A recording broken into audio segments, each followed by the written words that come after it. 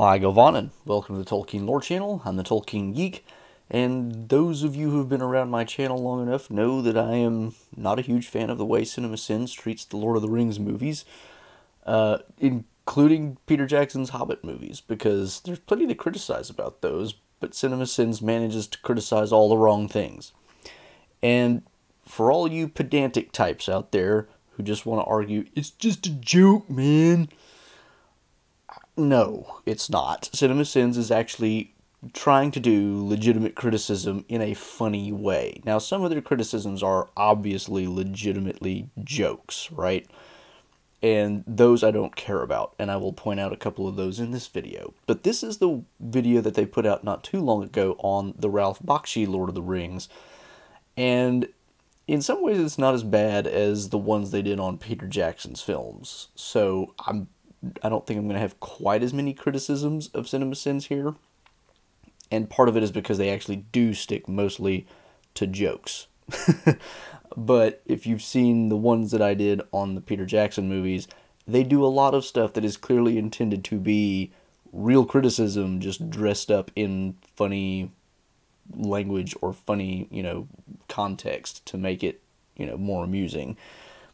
But don't give me this line of, it's just a joke. Not everything they do is just a joke. Some of the stuff they do is, and I will point out a few of those, like I said, but not everything that they do is just a joke. So don't leave that comment. I already know you're going to do it, but don't do it. Just don't. So let's take a look at their video on Everything Wrong with the Lord of the Rings, 1979. Oh, fair warning, before we get started, I do have to remind everybody, I don't use language, but CinemaSins does, so if that's a problem, yeah, get the kids out of the room now. Long ago, there was narration, in the early years of the Second Age, which is less than helpful considering I have no context for when the First or Third Ages were. This is like me telling an alien that I was born after the fall of the Roman Empire, but before Star Trek the Motion Picture. Okay, so right off the bat, we have two criticisms. One of them pretty clearly is just a joke. I mean, if you're going to criticize the fact that there's narration, you're an idiot. And I assume CinemaSins aren't complete idiots. So that one I'm assuming is a joke. But then he says, which is unhelpful because I don't know when the First or Third Ages are. Okay, like, that one seems to me like it's trying to be kind of a legitimate criticism. And it's stupid because you're not necessarily supposed to know everything when you jump into the middle of a fantasy story. Like, you're not... I mean, Tolkien is one of the few instances where you actually get something from the very beginning, where you get the Silmarillion, you get the creation story, and then you get all of the history. But nobody had that when Lord of the Rings was first published. And most fantasy stories aren't like that. You don't get that much context. But that's part of the point, is the Lord of the Rings gives you hints about this larger backdrop that it never gives you full details on. And that's part of what makes it so realistic. It creates the verisimilitude, which is one of the hallmarks of Tolkien's works. So that criticism is just dumb. the great elven smiths forged rings of power. Okay, but who wove the cheesecloth tapestry that is overlaid on the opening sequence? Why choose a cheesecloth filter? Was 1978 such a desperate time? Has CinemaSins watched a lot of movies from the 1970s? The 1970s was actually kind of bad for cinema in a lot of ways. 9 for mortal men, 7 for the dwarf lords. 7? Really? For the dwarfs? Whose idea was that, and how much did Disney pay them? I really doubt there's any specific connection between the number 7 and dwarves that Tolkien got from Disney, specifically because Snow White and the Seven Dwarfs is actually a much older story than Disney, and so acting like this is some kind of a Disney ripoff is dumb. Disney's entire business model is ripping off folk tales that are hundreds of years old. But then the Dark Lord learned the craft of ring-making and made the Master Ring. Way to omit the part of ring-making that requires an understanding of ancient magic and shit. How many people suddenly wonder if they could take up a ring-making class at the community college and become the master of master rings? At least one! I honestly don't understand this. I don't understand what they're even trying to say. Are they trying to say that it's dumb that Sauron thought he could learn what ring making was and top everybody else? I mean, bear in mind, in the books, it's actually Sauron who teaches the elves how to make the rings, so that's where they get all their learning and know-how in the first place. But they're not criticizing on the basis of what's in the book, which they have done before, by the way. So I don't know what they're trying to say here. I mean, there's no reason why somebody shouldn't be able to learn a technology that another person has and then improve upon it. That's what scientific progress looks like in the real world. So I really don't understand what they're trying to say here.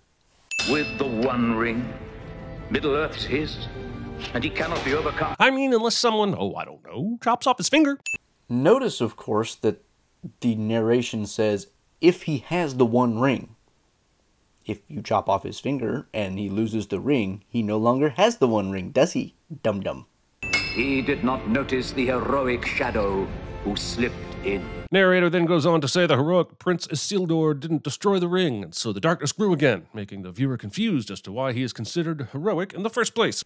Granted, Bakshi does skip over a lot of narrative detail in this movie because he is working with a very short time frame in which to cover half of the Lord of the Rings, and so some of that stuff is cut out. But the way that this goes, it does kind of imply that Isildur was killed fairly quickly after obtaining the ring, and there's no information given yet as to how to destroy it, how he could have destroyed it, whether he knew to destroy it, so you have to assume an enormous amount of stuff to make this a valid criticism, and those assumptions are not really valid.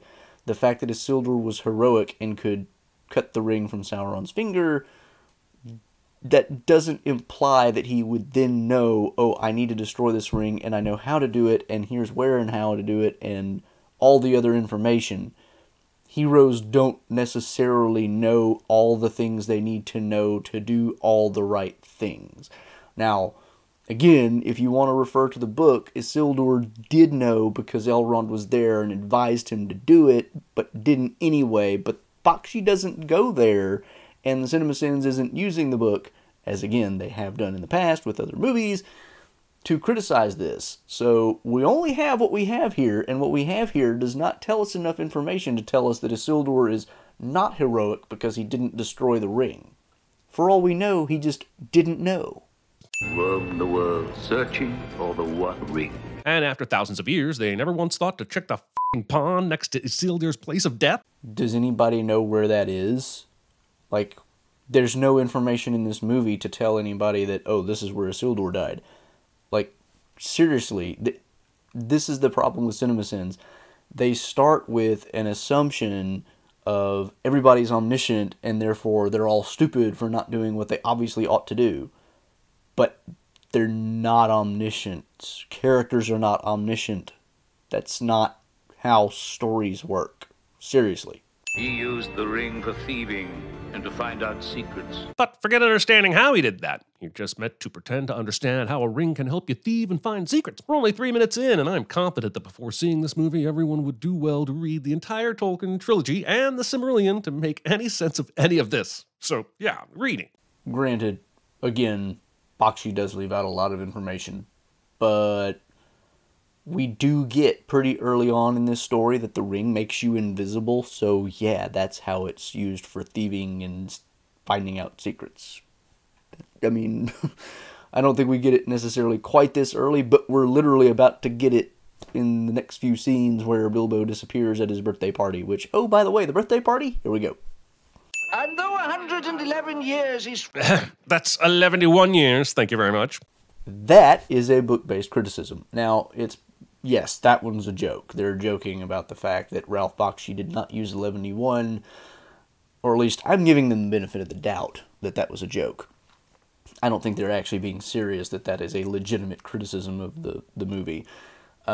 But it's a joke, and it's based on the fact that the book uses the term 11D1, which, of course, it's completely legitimate to do that because Ralph Bakshi is trying to be very short and he doesn't want to have to explain 11D1 to an audience not familiar with the term. In the book, of course, when you're reading it, 11D1 is like you read the word and you're like, wait, what is that? And then you look at it and you're like, okay, I get it. In a movie, if you just kind of skip past that and don't explain it, which they don't really have time to do here, then it would be bad. You know, it could leave the audience confused and muddled, like, wait, what? Whereas in the Peter Jackson movie, one of the things that you notice is that he says, today is my 111th birthday. Alas, 11 years is far too short a time. So he gives us the explanation up front, 111th birthday, and then he says 11 years, so that we know what he means by that and we're not lost as an audience. So this is a joke criticism. At least I'm assuming it's a joke criticism. And that's why I'm pointing it out, because sometimes they do make criticisms that are legitimately jokes. But assuming it's not a joke criticism just for sake of argument, it's a bad criticism for that reason. South feet. Having the flexibility to independently move your toes like this. That one is pretty clearly a joke. So, yeah. It's mine now, and I shall keep it. Bringing a sword to a wizard fight. Wait, what wizard fight? We have not established that Gandalf is a wizard yet, I don't think. Maybe we have. I don't remember exactly how quickly we learned that Gandalf is a wizard in this story, but I don't think we've learned it to this point. So saying that we've brought a sword to a wizard fight is kind of silly. We also don't know what wizards can and can't do in this story. By the way, if you read the book, which they clearly have, and which they are using as a reference point, and are saying that you should read before watching this movie because a lot of information is left out, then you will know that Gandalf does not cast Fireball. So is it really that useless to bring a sword to a wizard fight? Most of Gandalf's fighting is done with a sword, actually. Falling asleep with an open fire when you literally live under a tree. Okay, it's in a fireplace underground where it can't go anywhere. Like, I really am not sure this one is supposed to be a joke. So saying this, to me, just sounds pedantic and silly. It's like, oh, you have a fire and you live under a tree. Well, yeah, he lives under a tree. He lives in the ground and there are no roots and the chimney presumably is not going up through the tree. Like, what is the point of this criticism other than to just be nitpicky for the sake of nitpickiness? And even then, you have to assume so much information that you don't have to make the nitpick actually valid. Stupid. Using a paper book as a candle stand. And to top it off, positioning this candelier underneath a fucking wooden tree branch. How has the Shire not burned down multiple times by now? Ah, yes, the old using a candle to burn down an entire tree. Wait, that doesn't actually happen. Also, it's not 100% clear that that's a tree branch. It's probably not a tree branch. It might be a tree root, but more likely it's like carved wood or something.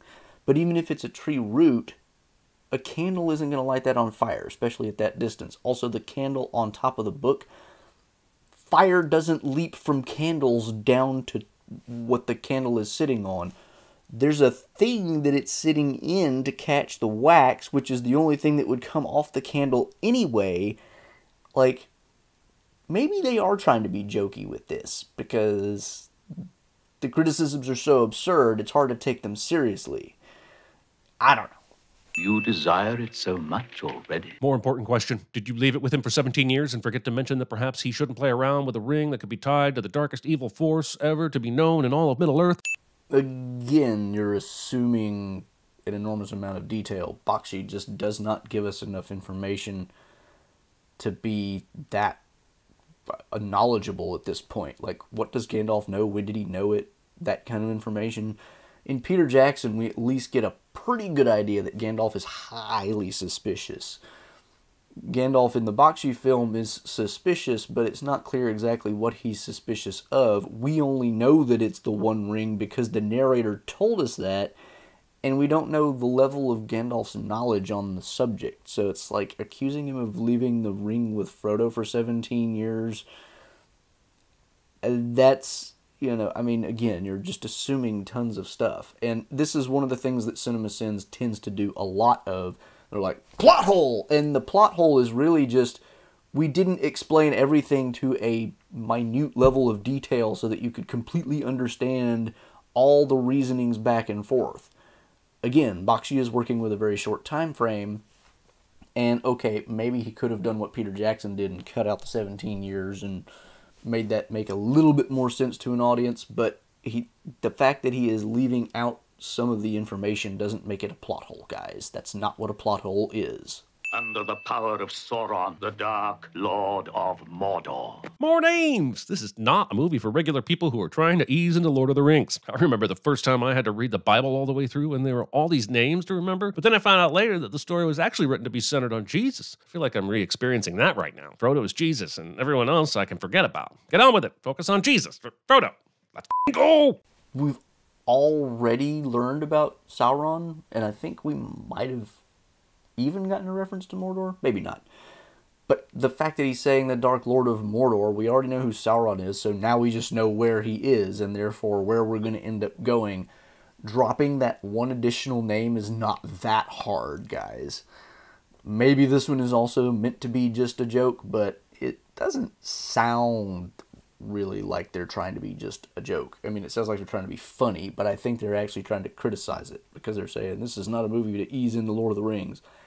I agree with that. I think if you hadn't already read the book, some of this would be confusing because of the amount of compression of the material that's going on. But that's not the hard part. Dropping Mordor into this conversation, that's not actually hard. So I guess we're skipping the part where Gandalf reads the script and confirms that this is in fact the One Ring. Wasn't that a really important step? Granted, this one they do have a legitimate criticism, because here he does throw the ring into the fire, and there's like no apparent reason why he does that, because he doesn't read the script that's supposed to be on the ring. So what was the point of it at the end of the day? Just to prove that it doesn't heat up?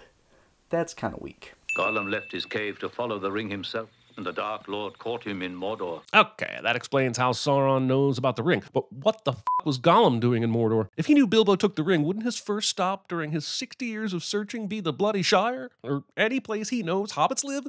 Again, the assumption of omniscience. Do you think Gollum knows where the Shire is? Do you think he knows where hobbits live? He's been in the mountain for how long? We don't know. Like, they just keep assuming omniscience on the part of the characters, and therefore everything they do is dumb because they should have done it smart. And it's like, we know better. Why don't they know better? Well, because you're the reader and not the character, dummy. No! Do not tempt me. But earlier when Gandalf handled the ring, that was okay. For reasons. Because Gandalf wasn't planning to keep it. All he was doing was holding it to look at it. Now Frodo is offering to give it to him as a permanent possession. Reason. That's the reason. I must go south now to consult with the wizard Aruman. Yep, he said Ahriman instead of Saruman, and rumor has it they changed it because test audiences found it too confusing to have two villains starting with the letter S. And in a beautiful turn of irony, someone f***ed up and left in a load of Sarumans anyway, thus making it even more confusing than if they'd never bothered with Ahriman in the first place. Yeah, I mean, that's a legitimate criticism. Santa? Okay, calling Saruman Santa here is actually clearly a joke, but it also is a legitimate criticism, because why is he dressed in red when he's supposed to be Saruman the White? You are saying that we should join with Mordor? Why does Saruman suddenly expose his evilness? I don't think he truly believed he could turn Gandalf, so doesn't it make more sense to keep him oblivious and continue to try and get the location of the ring out of him? What makes you think he doesn't actually think he can turn Gandalf? That's precisely what he tries to do in the book. I mean, like, okay, I know the characters better than Tolkien does, even though Tolkien wrote them and their motivations and everything else. But I just know better what they actually think, so this makes no sense. Shut up. Gandalf and Saruman walk like their pelvises are upside down and their legs are attached with bungee cords. It makes me very uncomfortable, and I am concerned. That is actually one thing that's a little weird about this, and it might have something to do with the rotoscoping, it might just have something to do with the animation, but yeah, the way Gandalf walks throughout this movie is just a little bit weird. In an impressive feat of time travel, a cartoon from 1978, based on a book published in 1954, manages to rip off the Dementors from Harry Potter. Now see, that one is clearly a joke. If the ring wraiths can get this f***ing close to the ring and still not find it, how the f*** were they ever going to get hold of it? Because the whole point was that being close to the ring bearer was supposed to induce the ring bearer to put on the ring, which would have made it astonishingly obvious where the ring was, and that's how they find the ring. What Sauron and literally everybody else was not expecting was that anyone with the ring would resist putting on the ring, because they didn't anticipate anybody being smart enough to realize that was a bad idea, or have the willpower to resist it long enough.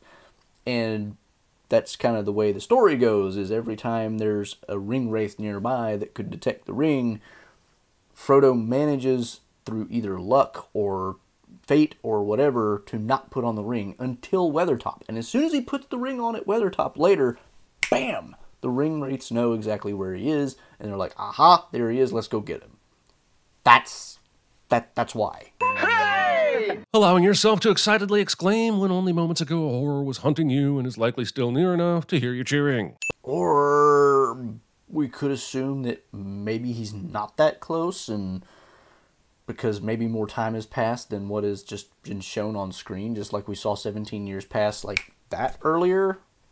You know, maybe. Rotoscoping is absolutely a choice. It's a choice I respect. But on this occasion, it's also a choice that has provided 1,000 times more nightmare fuel than I was prepared to deal with, at least without access to whatever awesome imbibements were available in the 1970s.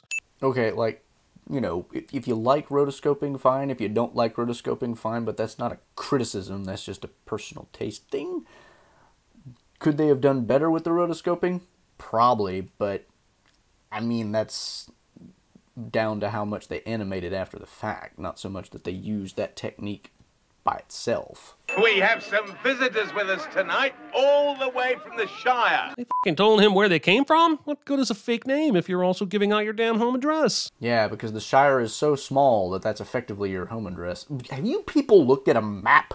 The Shire is a whole region. It's not just Bagshot Row, let alone is it just Bag End. How is that giving out your home address? You could give out a fake name and say you came from the Shire, and nobody would even be able to check up on that without spending probably weeks going up and down the Shire, visiting every home to make sure there's an actual Underhill living somewhere in the Shire. Who's that? The ring wraiths decide to pounce on Merry, fart in his general direction, and then politely f*** off, and for no discernible reason other than to give Frodo and the gang a heads up, which should not be their plan. Yeah, here it is a little bit weird that the ring wraiths just wander off after they make Merry faint. In the book, of course, this is because somebody comes up on them while they're trying to, well, it's not even necessarily ring wraiths, trying to carry off Merry. The ring wraiths, at least, are the ones that made him pass out, but whoever is trying to pick him up after the fact get scared off by the fact that searchers are actually out looking for Merry. So maybe that was originally supposed to be in the Bakshi film and it just got cut for time. Who knows? But yeah, it is a little bit weird that here there's no explanation given at all for the ring wraiths actually leaving him there and not doing something. Somehow this fall results in the ring dislodging itself from Frodo's pocket and landing on his finger in the space of about a half second. Yes, I know it has a sort of willpower, but if it can pull off this maneuver, why not jump its way onto Frodo's finger anytime he puts his hand in his pocket? This is actually a legitimate criticism because, yeah, I mean, clearly Frodo does not have his hands in his pocket. You can see that in the animation, and the way it's supposed to go down in the book is he has his hands in his pocket, and that's how the ring ends up on his finger, because he's kind of messing around with the things in his pocket nervously as he's singing. And so, yeah, the way they animate this makes it a little weird. It's like, really, we're supposed to expect that the ring from inside his pocket came out and just managed to end up on his finger? That's a little much. So I'll give him that one. After your performance tonight, it won't matter what you call yourself. The Black Riders will know who you are by morning. Well, just hear me out here. As their designated strider, maybe you should have revealed yourself to them before said shenanigans occurred instead of lurking in the shadows and taking hits from your pipe. Yeah, because he's not creepy looking at all either. I can take you to Rivendell by paths that are seldom trodden. Insight check this man, Frodo. Everyone knows you cannot immediately trust the strange man cloaked in darkness. What if he were to rob them of their most precious items that he clearly already knows about? I mean, he won't. He's Aragorn and a total badass, but they don't know that. Insight check him, Frodo. That's a joke, obviously, a reference to like a D&D thing, but the overall point they're making seems to be a serious criticism, and it's like, but that is exactly what Frodo is doing. He is pondering what he's telling him and trying to sort out, are you with me? Are you against me? Are you with them? Are you just somebody else? why are you criticizing him for not doing what he's clearly actually doing in the moment, which is trying to figure out who Aragorn is? Well, you do need looking after, all of you. Odd for the tavern keeper to shift from these hobbits are asshole troublemakers to here let me help so quickly. That is suspicious. Insight check him, Frodo. Sorry, these fantasy movies are a brutal reminder of some major D&D blunders. So Barliman Butterbur can't be upset that he broke his stuff, but also be concerned about his welfare at the same time? Like, are you human?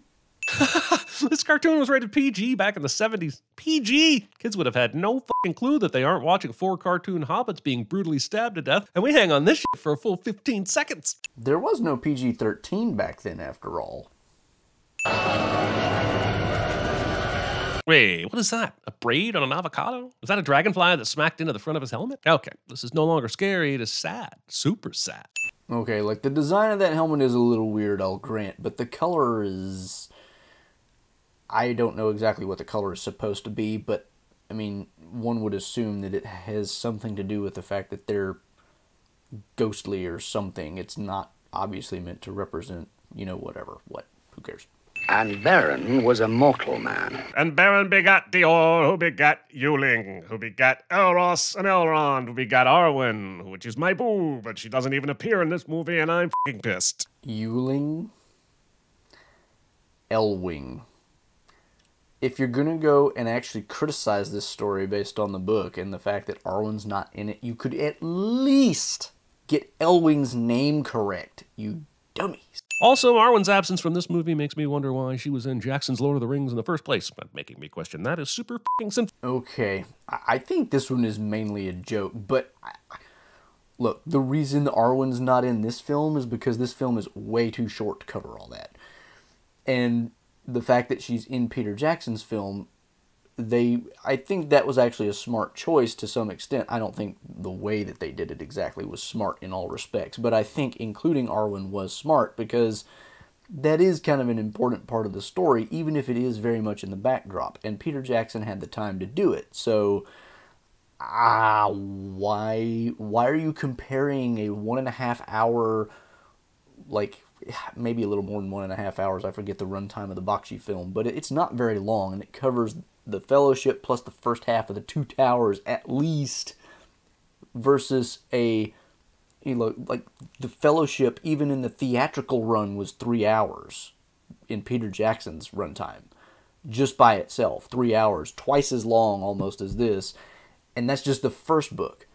Why would you even think that they're going to be able to cover the same material? I really don't know why we're supposed to be scared of the ring wraiths. After thousands of years of searching, they finally find the ring, and instead of tearing Frodo to shreds while they have him surrounded, they send in this asshole, who only manages to inflict a slight armpit wound before being scared away by a man with no sleeves and some fire. He only manages to get an armpit wound because Frodo is actively moving around, and he gets scared away by fire because they're not happy with fire. And as is explained in the book, I don't know if it's explained in Bakshi's film, I forget exactly, but the whole point is, it's like once we've stabbed him, it's like it's just a matter of time. He's going to succumb, and then he's going to become a wraith, and we're going to be good. So it's like, why stick around? Now, why did only the Witch King go in? We don't know he's the Witch King in the film, but, you know, just hear me out here. Why did he go in alone? Maybe so as to have the other guys, you know, just take care of other things, and or maybe because he was the only one with the knife that could stab Frodo and leave a notch in it so that they could turn him into a wraith. We don't know, but like, you're just assuming there's no reason, and again, just because you're assuming there's no reason because none is explicitly given doesn't make it a plot hole. I think that a piece broke off in the wound and is working inward. How the f*** does that happen? How is Frodo's flesh strong enough to break an evil demon sword, and why isn't this more surprising to Aragorn? We're in a fantasy story with magic and stuff, and you think that this is weird? Legolas! Aragorn has time for this extended reunion while Frodo is literally dying on the back of a horse. See, this is one thing that everybody gets wrong about this. It's like, Frodo is just dying on the horse. Well, no, there's... like, they need to be quick, but that doesn't mean they have to be, like, sprinting at every single minute, because that's not really feasible either. There have to be some rest periods because you can't go forever, especially when you're wounded and in really bad states. Like, this is not really a problem. Do you understand me, Sam? Sam doesn't reply, which definitely means he doesn't understand. So here's a sin on Legolas for being an ass and not explaining it the simplest way, which of course is to just say, I'm a timeless being, stop being dumb and do what I say. How does Sam not replying make him clearly... How does it... What? That clearly means he doesn't understand? Maybe it means he does understand. He's like, okay. You know, or maybe we just don't get his response because they're just skipping part of the story and, you know, not having like a long drawn out conversation because there's only like an hour and a half runtime for this movie. What the f*** did Aragorn think was going to happen here? Okay, so far the ring wraiths haven't been the most challenging of foes, but bringing your feet to a horse fight is never a good idea. Okay, granted, this one was kind of silly. It's like Aragorn wouldn't be jumping out in front of a horse with no weapon drawn, no nothing, and that is a little silly. I dub thee Legoderp, born of the greatest hybrid of elves, Siamese cats, and Vincent D'Onofrio's character from Men in Black. Yeah, the animation of Legolas in this particular little segment is one of the things that makes Ralph Bakshi's film just a little strange. Wait, where the f*** did everyone go? Frodo hasn't put the ring back on, so this isn't that weird Shadow Realm place. Where the hell did Legolas, Sam, Merry, and Pippin go? And why is it suddenly dark? Why am I not high right now? Are you so sure it's not the Shadow Realm? Frodo is almost there because of the wound in his shoulder, but I guess you don't care about that because you just like to nitpick for no good reason. Word to the wise, if you want to show off your equestrian moves, this artful medium is not going to help it look good or make sense. You've turned the horse into a black shadow, dropped acid, f***ed with perspective, ate the film reel, shit it out again, and then cut it into a movie. Stop it. What? What? I mean, I could tell what that horse is doing. That's not hard. He's acting like it's... You can't show off your equestrian moves because you can't see what's going on. I can tell what's going on. I can't help it if you can't see.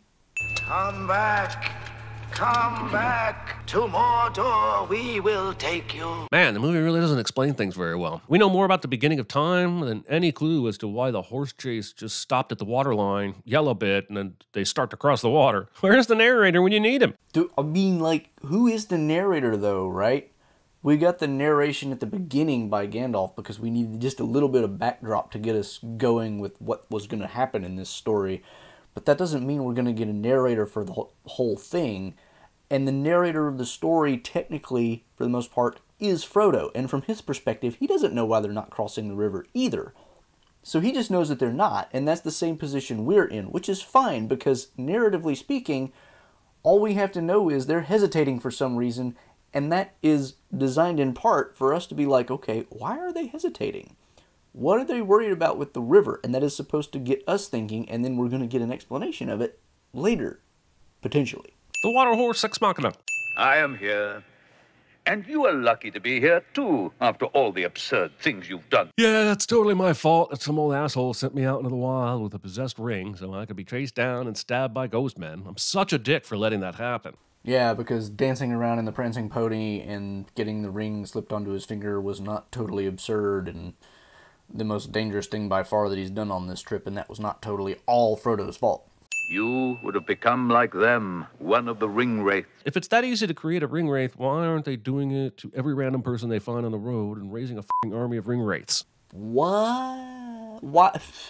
First of all, you're assuming they have the capacity to do that to large numbers of people, and we don't know that. Second, you can't go around just randomly assaulting people because sooner or later that starts to create way too much attention, and they're trying to accomplish a mission which they can't accomplish if literally everybody in Middle-earth is like, hey, those guys are bad dudes, we need to take care of them, and then attacks them.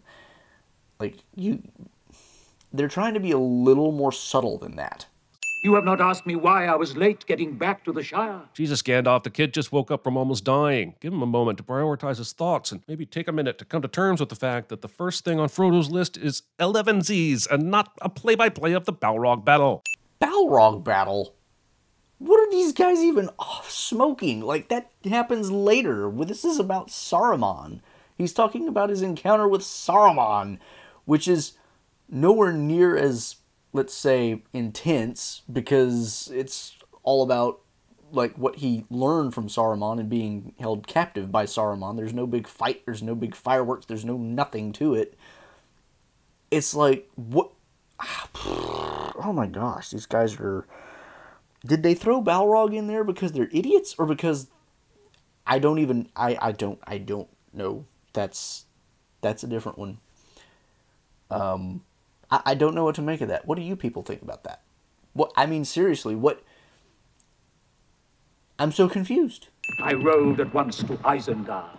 Movie Now thinks we need a flashback for something that happened less than 30 minutes ago, which is at least an acknowledgement that said 30 minutes actually felt like 3 days. Well, the reason we're getting it is because now we're getting it with new context and, you know, the reason why he went there and how he escaped and all that stuff. So that kind of is important because we knew Gandalf was captured and we need to know how he got out and why he's here.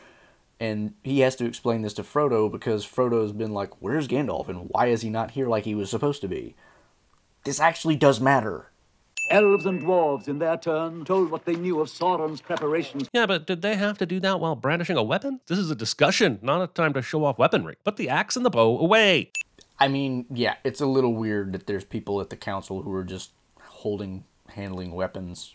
Why would you do that? And it's a little strange, but yeah. So Frodo learned at last the true heritage of Aragorn. Well, good for f***ing Frodo. Would you care to clue the audience in as well? That's literally what happens in this scene. And it is just possible that he may not notice the small, quiet feet walking into peril. But in a short time they've been on the road, those small hairy feet have managed to draw all of the attention, from ring wraiths to tavern people. Forgive me for expecting something more than just possible for your plan to save all of Middle-earth. Because the alternative is what exactly? Certain doom and destruction because there's no way to beat Sauron otherwise? Great! Though I do not know the way. I think that this task is appointed for you, Frodo. I know Galadriel's voice is described as deeper, but damn, she suddenly looks and sounds exactly like Elrond here. I'm pretty sure this is supposed to be a joke, but I don't understand it. Why are they saying that Galadriel looks like Elrond here when it's clearly Elrond? I mean, I think we've had it specifically said that this is Elrond. And I don't understand the joke. Can somebody enlighten me? Peregrine Took and Meriadoc Brandybuck may also go. Entrusting the ring to Frodo is a pretty sketchy idea, but fine, it's fate or whatever. What I will never understand is why the fairly useless Merry and Pippin are allowed to go. Yes, they bring the Ents into the conflict, but there's no way that was part of this batshit plan. Again, like, how... You have to assume so many things for this to be a legitimate criticism, like, who were the potential candidates to go? Why were Merry and Pippin chosen? The film skips over a lot of that. There's more discussion in the book, because the book has time to do it.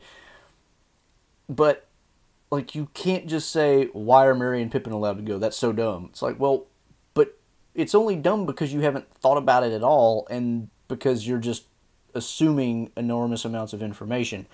Why not just trust that there's reasoning behind it and I mean, like, seriously, just stop with the assumption that if we're not told it explicitly, then it just doesn't exist. Oh, Gandalf will have that gate open in a minute. What if he can't? Fireworks are all very nice, but this is elf magic. If only it had just come from a great city of elves that could have given you some sort of heads up, or better yet, what if you had a f***ing elf present in your party? Which helps them how? He's an elf from a totally different place, and they're in a kingdom that's been dead for centuries. So, like, you're, again, the dumb level of the critique here is, oh, Pippin says it's elf magic, and therefore any elf ought to be able to do anything, and the people in Rivendell should have been able to tell them what to do, and all this other stuff. It's like, you have to assume so much information to make that work.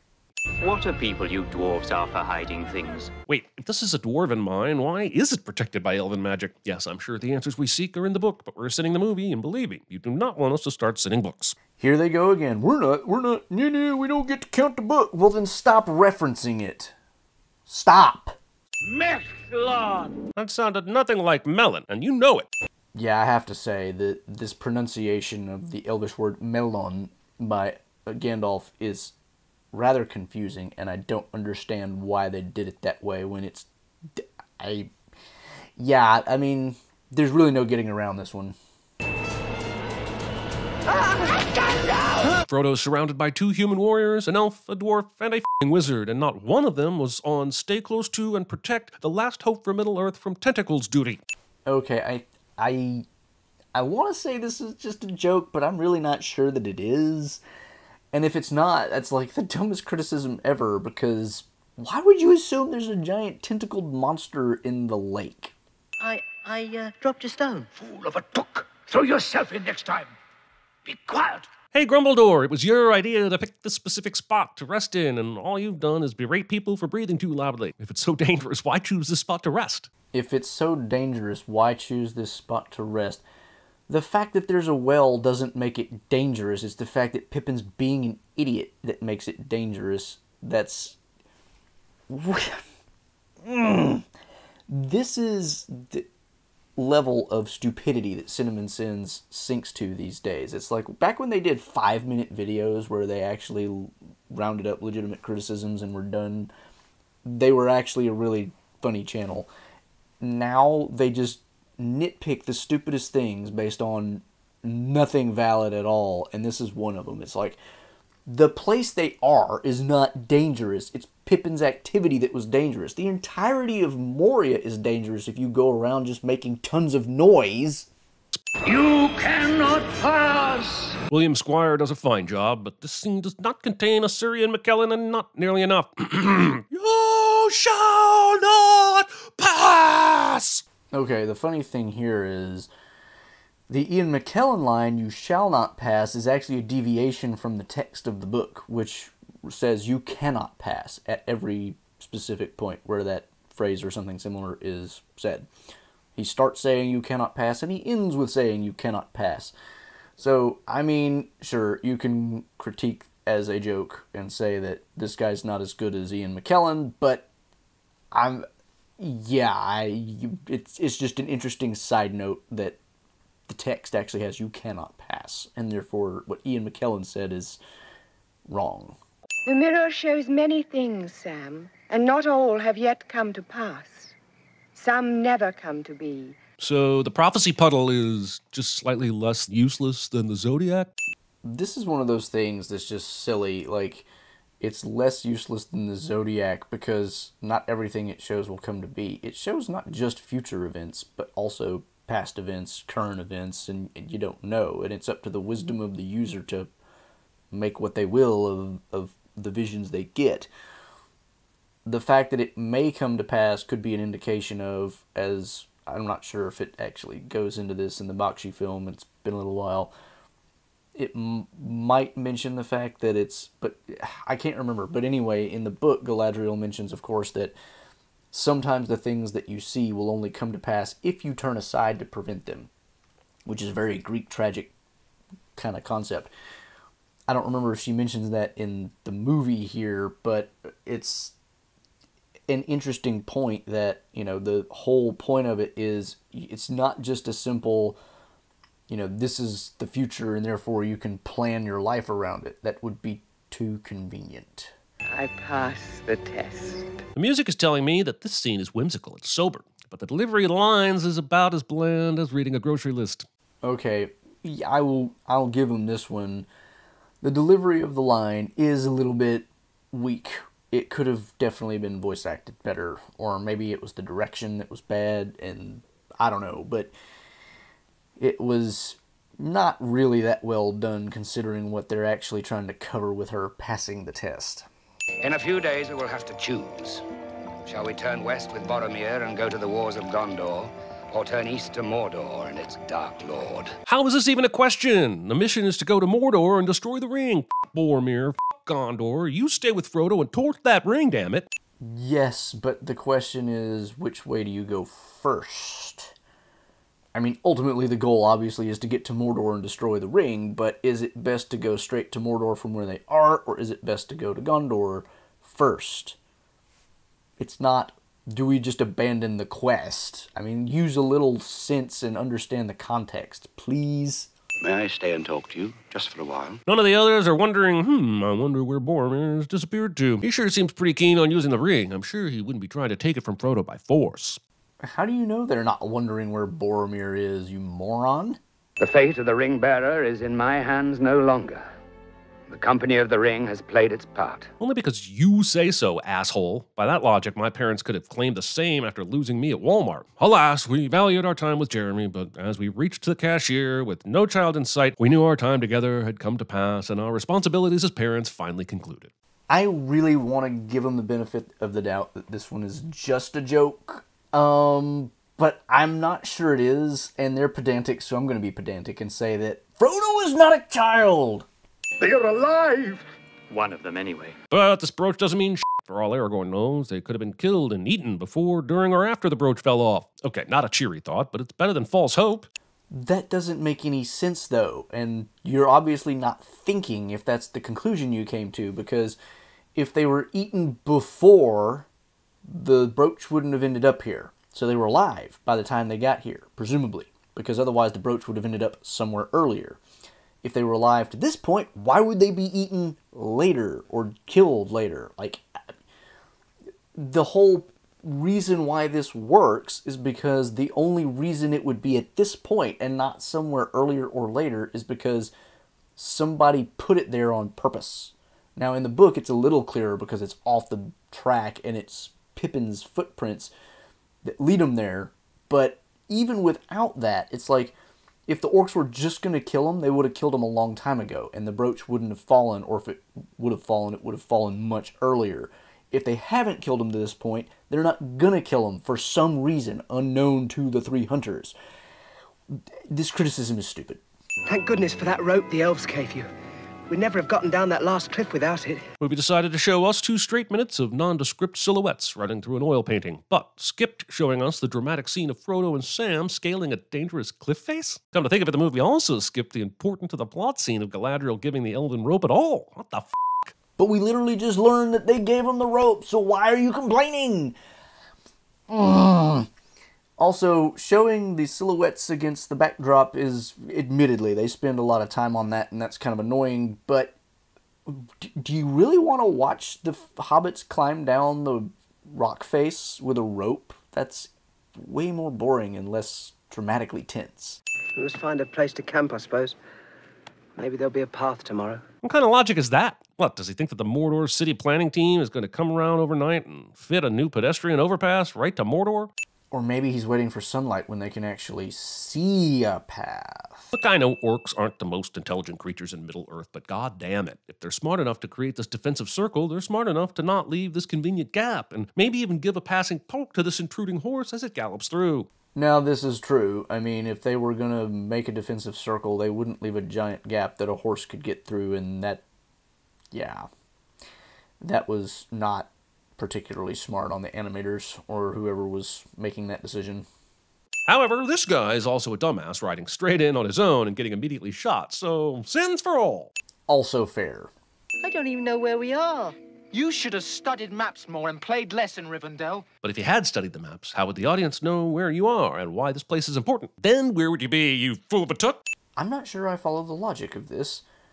If he had studied the maps, how would we know where we are? Because you would both know that it's Fangorn? I mean, like, and you could reference that in some other way? I mean, it seems like they're trying to, if I understand the criticism, and I'm not sure I do, because this is another one of those where it's just like the way they do it is so bad. What I think they're trying to get at is the reference to the fact that Pippin doesn't know where they are gives Merry the opportunity to say, this is Fangorn, and whatever. But if he had looked at maps, and they both knew that they were in Fangorn, they could find another way to reference that fact without... It's not like that's the only way you can manage to convey that to the audience. Not that it conveys that much to the audience anyway, because Fangorn as a word just doesn't mean a whole lot, because in the movie we haven't gotten any exposure to the name prior to this point, so it's just a forest as far as anybody knows. Like, the criticism makes no sense. The great danger is to Adoras. Saruman's orcs were attacked there within 2 days. And yet you still had time for this Saruman fake-out bullshit instead of rallying the troops, or wondering where the f*** 2/3 of your previously intact fellowship is gone. Wait, what? How much time do you think actually got wasted, quote-unquote, there?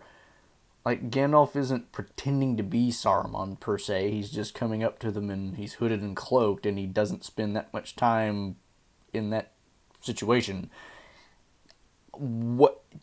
2 days in the scheme of things, he spent 2 minutes maybe with Aragorn, Legolas, and Gimli thinking about, like, and we can assume that they're going to tell him about what happened on the way to Edoras because they're riding horses, and it's like, what else are they going to do to pass the time? Like, again, this is just, like, because it isn't explicitly said in the movie, it can't have happened, and therefore there's a plot hole. Stop!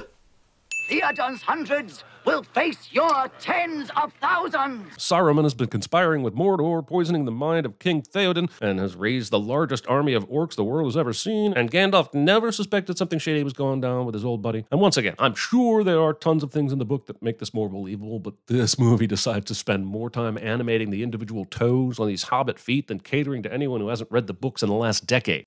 Again, assuming tons of information. Gandalf has to go visit Saruman. We don't know when the last time he saw him was. He could have accomplished all this since the last time Gandalf knew anything about him. Why is this complicated? I'd love to know who's taking the time to teach the orcs to carry a tune on these horns and why they think that's a good use of their musical skills. It's not carrying a tune, it's a war horn. It's for calling people to battle. It's not a musical instrument, you idiot. I will find Éomer and his riders. My armor! R.I.P. to poor Gandalf's eardrums after this needlessly loud exclamation. How do you know it's needlessly loud? Maybe he's telling somebody on the opposite side of the hall to get his armor. We hate Bagginses. Must have the precious. A few minutes ago, we saw Sam berating himself for falling asleep instead of watching Gollum, but now it seems they've abandoned the idea of taking watches entirely, and have developed selective deafness as Gollum monologues through the night about murdering them. How do you know Sam didn't try to stay awake in this scene? Also, we're hearing Gollum because we're the audience and we need to hear what he's saying, but presumably he's either whispering quiet enough that they wouldn't hear or having an internal monologue, and this is just for the benefit of us as the audience. Like, this is how movies work. All of the important people survived this. All the important people survived this. Of all the things to sin in this particular scene, what they sinned was all the important people survived this. Like, maybe the important people aren't even on the rampart. The real thing they ought to be sinning here is that a bunch of guys are standing completely visible on the rampart while a hail of arrows comes over the wall, and they don't even bother to try to take cover. That's what they should have sinned in this scene.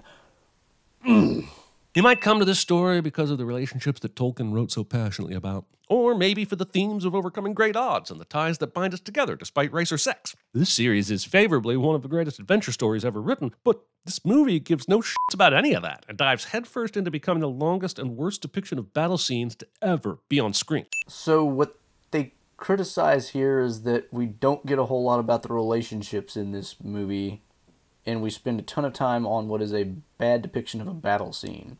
They don't explain why it's a bad battle scene.